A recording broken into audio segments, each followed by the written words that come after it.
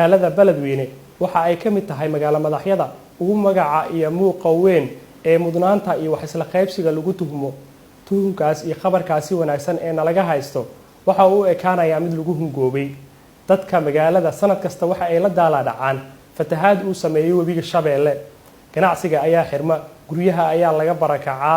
cudurro ayaa dilaaco dadkuna dayaxuma iyo dandarro ayaa u raacdo magaalada iyo gabi ahaanba gobolka waxa ka soo jeedo ganacsato aqoon-yahano siyaasiyiin iyo injineero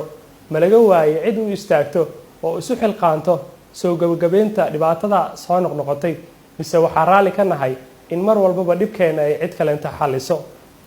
si waa ceeb iyo yaxyax ganacsade waajib ayaa ka saaran in aad ka qayb qaadato horumarinta iyo taakuleynta dadkaaga haddii aadan yeelin waxaad gabtay doorkaagii siyaasi bulshada aad matasho maanta ayay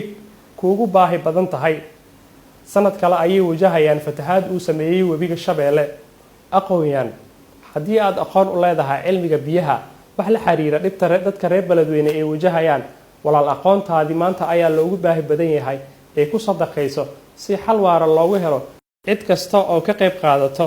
caawinta dadka iyo xal u helidda mushkiladda fatahaadda taariikhda ayaa qori doonto abaal ayaan kaga hayn doonaa fadlan ka qayb qaada xal u helidda mushkiladda fatahaadda